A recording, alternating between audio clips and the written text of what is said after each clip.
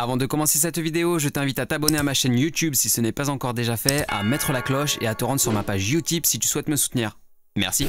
L'audiovisuel, c'est un milieu qui est vraiment tout petit, c'est minuscule. Presque à chaque fois que je vais sur un tournage, je croise des gens que je connais ou avec qui j'ai déjà travaillé, ou alors des gens qui connaissent des gens que je connais, ou des gens qui connaissent des gens avec qui j'ai travaillé. Bref, c'est un bordel complet, c'est le why. Et entre techniciens, ça parle beaucoup, donc t'as pas intérêt à faire de la merde et à te mettre des gens à dos, parce que sinon ça va se savoir. Je t'ai fait une petite liste des gens que j'ai croisés ces dernières années, et tu vas voir qu'il y en a beaucoup qui s'entrecroisent entre eux, qui se connaissent. C'est un truc de malade. Bon, étant donné que je suis une grosse brêle en animation, j'ai décidé de faire ça au format simple Photoshop. J'ai posé déjà tous les noms et puis je vais les relier entre eux avec des flèches et je vais te raconter des trucs. Il n'y a pas vraiment d'ordre en particulier, mais il y a des gens qui pour moi sont des grosses bases qui sont connectés à beaucoup de monde. Pour moi, vraiment, les grosses bases, ce sont Ganesh2 et Hardisk. Ce sont deux très bons amis à moi qui sont youtubeurs. D'ailleurs, je vais essayer de pas trop mêler YouTube à cette vidéo parce que YouTube, c'est un domaine qui est encore plus petit où encore plus de monde se connaît. Tu vas voir que quand même dans l'audiovisuel, il y a beaucoup de youtubeurs qui reviennent. Bref, ces deux amis à moi m'ont permis de connaître Nobody Prod. Dans Nobody Prod, il y a Juju qui est photographe et réalisatrice et il y a aussi son copain Marvin Devillers qui lui est cadreur. Ça, c'est une des premières bases. J'y reviendrai plus tard. Ok, alors là maintenant, je vais vraiment rentrer dans le vif du sujet. J'avais rencontré un mec adorable qui s'appelle Jean-Baptiste Jacob qui tournait son premier court-métrage.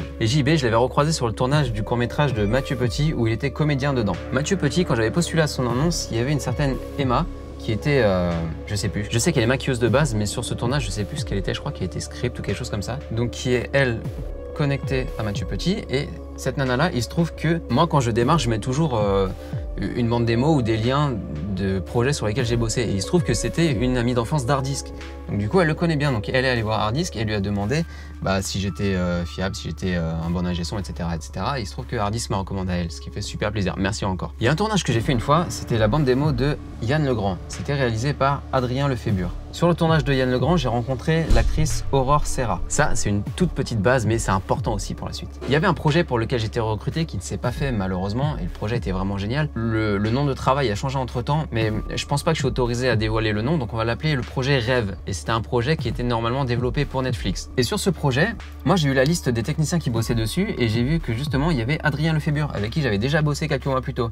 Sur ce même projet, dans les techniciens, il y avait Delphine Touzet. Je crois qu'elle était assistante cam, si je me rappelle bien. Et cette Delphine, je l'ai recroisée plus tard sur le tournage de L'Organisation. L'Organisation, c'est aussi une très grosse base pour moi parce que ça m'a permis de rencontrer Elliot Deotto, qui était donc mon assistant sur ce tournage-là, et aussi Elodie Thévenin, qui est actuellement mon assistante depuis bientôt 2 ans. Elodie, il se trouve qu'elle avait déjà bossé avec Virginia Gianbruno, qui est une petite youtubeuse avec qui j'avais déjà bossé quelques mois plus tôt. Et toujours sur l'organisation, j'ai rencontré Jason Fenestre. Jason, c'est un pote d'Hardisk qui l'a aidé à démarrer sa chaîne YouTube. D'ailleurs, Jason devait être là sur le live des 100 000 abonnés d'Hardisk sur lequel j'ai fait la prise de son retransmis en direct sur YouTube. Mais malheureusement, par souci de dernière minute, il n'a pas pu venir. Et ce live des 100 000 abonnés d'Hardisk, ça m'a permis de rencontrer beaucoup de monde. On va y revenir plus tard. Il y a une web série sur laquelle j'ai fait la prise de son sur un épisode, c'est Le Carré. Et Le Carré, leur prod produit aussi Vaillant. Et il se trouve que Elliot Deotto, tout récemment, il a fait le son sur Vaillant. Je l'ai vu au générique de fin et ça m'a fait sourire. D'ailleurs, je croise très souvent des gens que je connais au générique de fin, des courts-métrages ou des séries ou n'importe quoi. C'est pour ça que moi, je reste toujours jusqu'au générique de fin. C'est super important parce que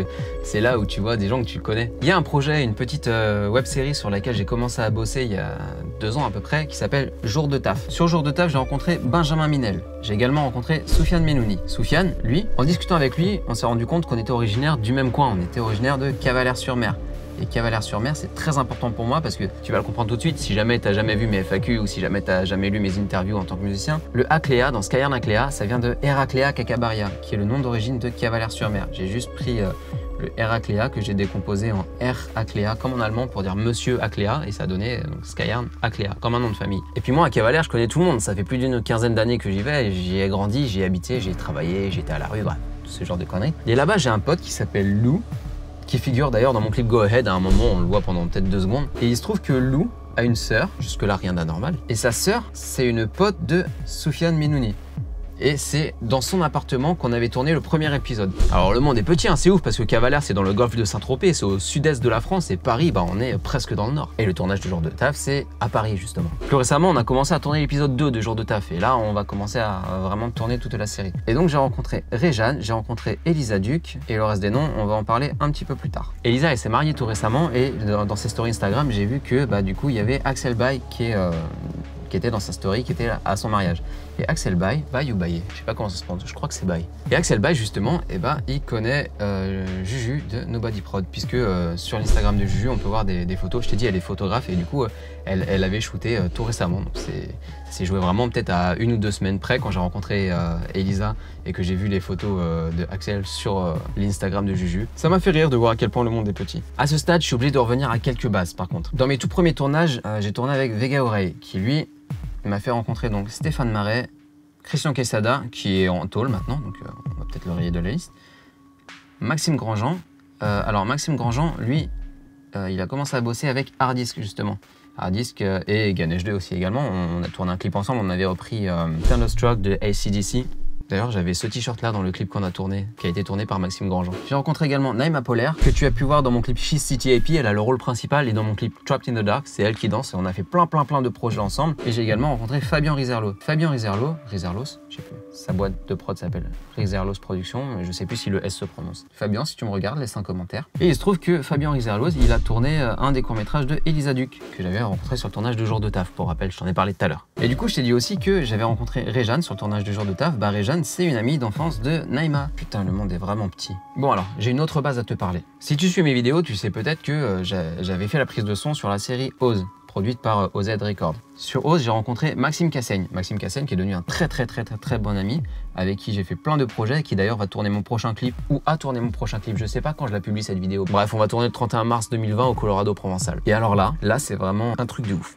Le fait d'avoir rencontré Maxime, j'ai rencontré Catherine Privat. Catherine Privat qui est comédienne de doublage. La fille de Catherine, c'est Joséphine Ropion. Joséphine Ropion, elle double dans Dragon Ball Super. Elle double Mai, tu sais, la copine de Trunks. Et tu vas voir que beaucoup de choses sont basées sur la saga Dragon Ball. Sur Dragon Ball, Dragon Ball Z, Dragon Ball GT, Dragon Ball Super, etc. Dragon Ball, c'est toute ma vie. À mon avis, t'as dû le comprendre en regardant mes vidéos, hein. Il y a du Dragon Ball partout. Et donc bref, Catherine Privat, elle est en train de développer une série dont dedans, il y avait Dorothée Pousseau. Donc j'ai tourné avec Dorothée Pousseau.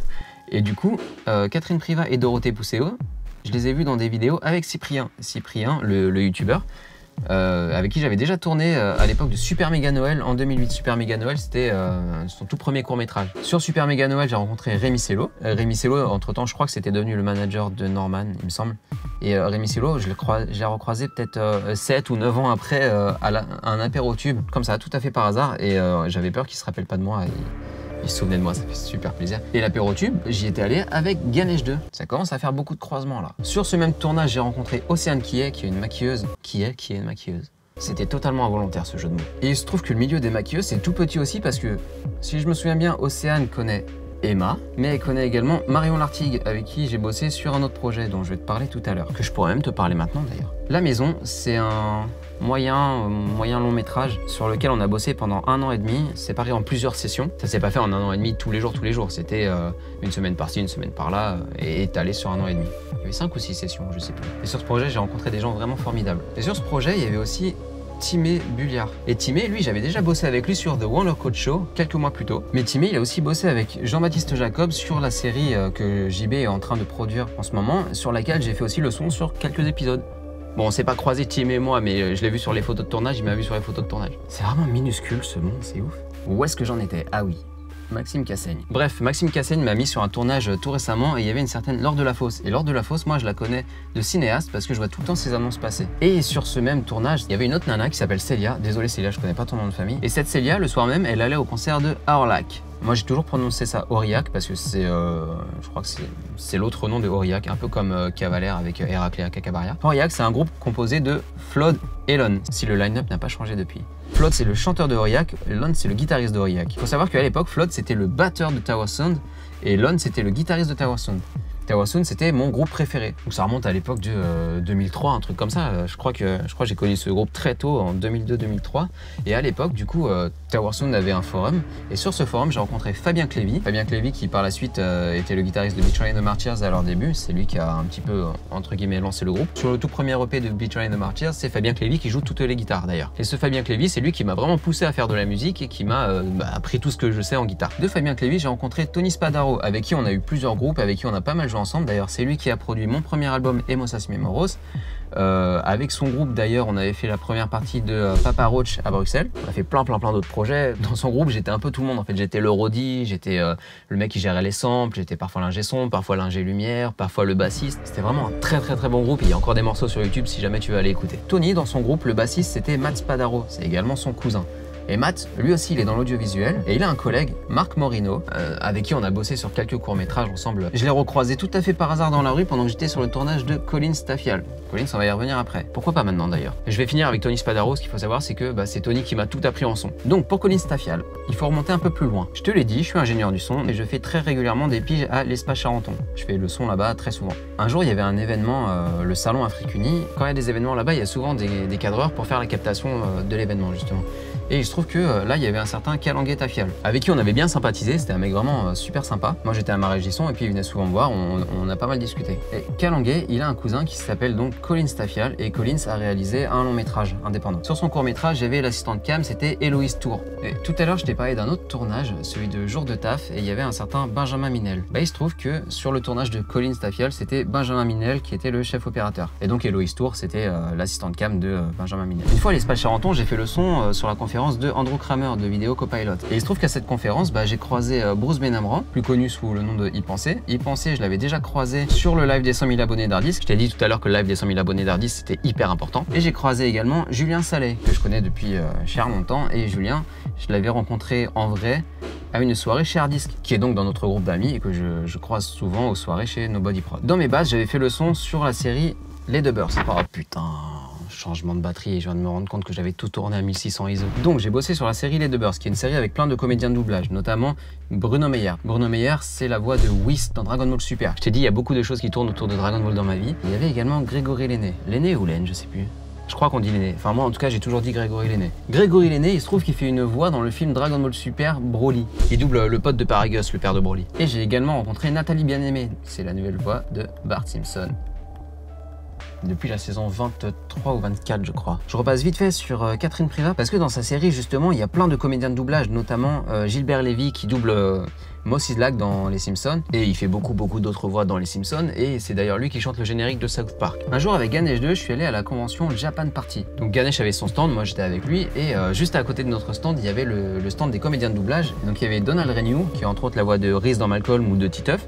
Il y avait Adeline Chetaï qui, elle, fait la voix de Zelda dans le jeu vidéo. Et il y avait aussi Bruno Meyer qui était là. Et puis tous les trois, ils allaient donner une conférence sur le doublage et il se trouve que Bruno a demandé à ce que je fasse le son, ce qui était super adorable de ta part, merci Bruno. Donc voilà, c'est comme ça que je me suis retrouvé à faire le son pour Donald Renew, Adeline Chetaï et Bruno Meyer. Avec Ganesh, on a fait d'autres conventions, notamment Japan Expo, on y était allés ensemble. Et à Japan Expo, là-bas, j'ai croisé donc le youtubeur Hugo Amizet, qui est donc un pote de Ganesh, et j'ai croisé aussi Brigitte Lecordier. Et Brigitte Lecordier, c'est qui? C'est pas n'importe qui, c'est la voix de Sangoku enfant, Sangoten, Trunks, Sangohan enfant, dans la saga Dragon Ball. Ah oui, une fois j'ai fait la prise de son pour une vidéo du youtubeur Masqué. Sur le tournage, il y avait Keza qui est donc un très bon ami de Masqué. Et Keza, je l'avais un petit peu réquisitionné pour aider mon assistante Elodie sur le tournage là pour Masqué. Et il se trouve que Keza, quelques mois plus tard, il a sorti le tube Mirador que je me suis amusé à reprendre sur ma chaîne YouTube. Bref, je vais souvent au YouTube Space. Je m'étais promis de pas parler de YouTube dans cette vidéo, mais c'est incontournable. J'étais allé au YouTube Space une fois et là-bas il y avait un créateur talk de Golden Moustache et donc il y avait le comédien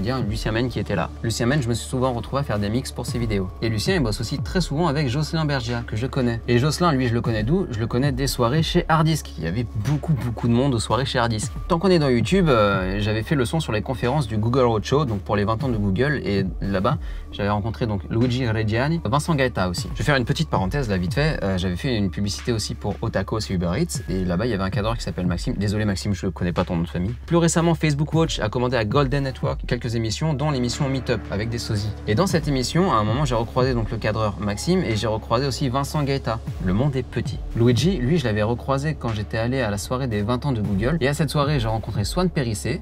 Swan, je suis allé donc au YouTube Space pour voir son court-métrage. Je t'ai dit tout à l'heure que je regardais tout le temps les génériques de fin. Dans le générique de fin, j'ai vu Jocelyn Bergia. Et Joss d'ailleurs faisait partie des cadreurs qui étaient sur le projet de Mirador et Bye Bye. C'est pour ça que c'est important de regarder les génériques de fin parce que ça, tu le sais pas quand tu regardes la vidéo. Toujours au YouTube Space, j'ai rencontré Olivier Kisita.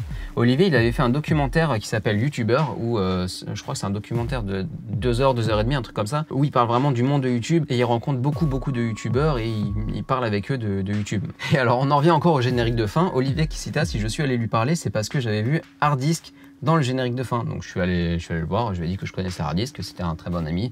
On a commencé à échanger et puis après on a fini par bosser ensemble sur un projet qui malheureusement n'est pas sorti parce que c'est lié à son documentaire youtubeur et je sais pas où ça en est actuellement. Et j'espère sincèrement que ça sortira un jour parce que son documentaire est vraiment génial. Et alors quand je faisais la queue au YouTube Space pour aller voir son documentaire, il y avait un mec derrière moi. Sa voix me disait trop quelque chose. On avait un petit peu discuté vite fait. Sa voix me disait trop quelque chose. Au moment de donner mon nom de famille, récupérer mon badge, juste derrière, j'entends Borg, Patrick. B-O-R-G, Patrick. Là, je me dis, mais oui, c'est Patrick Borg en fait, ce fameux Patrick Borg. Et si tu le connais pas, Patrick, c'est celui qui double la voix de Sangoku dans Dragon Ball. Je t'ai dit, toute ma vie est liée à Dragon Ball. Et il se trouve que Patrick Borg, il fait la voix off dans le documentaire de Olivier Kisita. Ça commence à en faire des lignes rouges là. Bon, à ce stade de la vidéo, j'ai OBS qui a planté et du coup, le reste de la capture de mon écran est irrécupérable. Et je suppose que cet écran-là, t'arrives pas à le voir. Du coup, à partir de maintenant, il va falloir que tu fasses avec ton imagination et les noms que je vais te donner. Il va falloir bien écouter. En ce moment, je bosse pour une série développée par Jarod Silly. Et Jarod, lui, dans sa série, il y a Ludivine Gallieri et Antonella Colapietro. Ces deux nanas sont comédiennes de doublage. En discutant pendant la pause repas, il s'avère qu'elles connaissent Catherine Privat. Sinon, j'avais fait un tournage avec un certain Quentin Alberto et sur son tournage, j'avais rencontré Vinicius Mantovi et Sabri, parisien ou rien. Il se trouve que Vinicius, je l'ai recroisé là tout récemment. Ce tournage-là, c'était à Paris. Vini, je l'ai revu tout récemment sur un tournage à Lyon, le tournage de Point de Vue. Bon, puis dernièrement, avec l'équipe de Jour de Taf, on a commencé à se projeter un petit peu dans l'avenir de la série. Et il se trouve qu'ils connaissent Clayton Burka. Clayton, qui est un mec avec qui j'avais déjà bossé il y a 2 ans. Un chef opérateur américain adorable. J'adore vraiment bosser avec des ricains. C'est une toute autre manière de procéder. C'est juste génial. J'avais bossé avec Clayton sur La Passion de Nietzsche et sur ce projet-là, il y avait un comédien avec qui j'avais déjà tourné. Et il se trouve qu'en discutant, ils ont un petit peu lâché des noms comme ça de gens qu'ils connaissaient, qui sont liés plus ou moins à la série ou à leur entourage. Et il y avait Chantal Barouin. Et Chantal Barouin, elle était dans la série de Catherine Privat. Décidément, Catherine était vraiment influente. Et ils ont également lâché le pseudo de Kimo. Kimo qui fait donc de la musique, qui est bassiste et qui est donc dans le groupe The Long Escape. Et The Long Escape, moi, ça fait un petit moment que je connais ce groupe parce que je connaissais Marius, le guitariste. Je le connaissais d'une amie en commun qu'on avait avec Tony Spadaro. Ah oui, il y a un truc que j'ai oublié de te dire aussi tout à l'heure, c'est que Stéphane Marais, sur le tournage de Vega Oreille, Stéphane Marais, il est aussi comédien de doublage et il double aussi dans Dragon Ball Super. Je crois que je suis en train de connaître tout le casting de Dragon Ball. Sur le tournage de l'organisation, il y avait une comédienne, c'était Aurore Serra, avec qui j'avais déjà bossé sur le tournage de Yann Legrand. Et tu sais, j'arrête pas de te parler des génériques de fin, c'est pas pour rien parce que mon pote Elliot Deotto, je l'ai vu au générique de fin de la série Pause, sur laquelle j'ai fait la prise de son aussi. On s'est pas croisé pendant le tournage, c'est classique sur les tournages qu'il y ait plusieurs équipes différentes. D'ailleurs, en parlant d'Elliot, quand Elodie était pas disponible sur le tournage de Collins, j'ai fait appel à lui et il se trouve qu'il connaissait Héloïse Tour parce qu'il avait déjà tourné avec elle. Je crois que c'est fini. Et je suis certain que je vais en recroiser d'autres. Oh mais non, je viens de voir qu'il manque des trucs. Alors sur le tournage de la maison, il y avait une certaine Manon, qui était maquilleuse. Et il se trouve que cette Manon, elle avait déjà bossé avec Elodie, mon assistante. Et toujours sur le tournage de la maison, quand on est parti chez Transpa pour aller chercher le matos à louer, je suis tombé sur une technicienne avec qui j'avais déjà bossé qui s'appelle Laurine Aubin. Et cette Laurine, moi je l'avais rencontrée via Vega Oreille sur un de ses tournages. Et d'ailleurs, Laurine, elle a fait la lumière sur mon clip Trapped in the Dark. Et Laurine, elle, à ce moment-là, elle cherchait du matos pour aller sur un autre tournage, un tournage où il partait au Portugal. Et ce tournage-là, moi j'avais postulé via Cinéaste parce que je voulais aller au Portugal tourner avec eux. Malheureusement, j'ai pas été retenu, mais je l'ai quand même pas mal envié. Sur le tournage de Jean-Baptiste Jacob, d'ailleurs, j'ai recroisé Gauthier avec qui j'avais déjà tourné quelques mois ou quelques années plus tôt, je sais plus. Alors je sais jamais comment on écrit Gauthier, mais ce Gauthier là je l'avais croisé sur le tournage de Ellie. C'est dingue de voir comme le monde est petit à ce point. Cette fois c'est bon. Enfin j'en ai sûrement oublié plein mais cette fois c'est bon. Dis-moi en commentaire s'il y a des gens que tu connais, s'il y a des gens avec qui tu as déjà bossé, des gens qu'on a en commun, s'il y a des noms qui te disent quelque chose, même si t'es pas dans l'audiovisuel, tu peux me dire aussi si dedans il y a des gens que tu connais personnellement ou dont les noms te disent quelque chose. Bref, je veux savoir toutes tes anecdotes et qui sait, peut-être que je referai une autre vidéo pour dire où ça en est actuellement. Ou même mieux, faire une vidéo, je lirai ces commentaires là pour voir à quel point le monde est petit. Allez, abonne-toi, c'était Skyarn, ciao.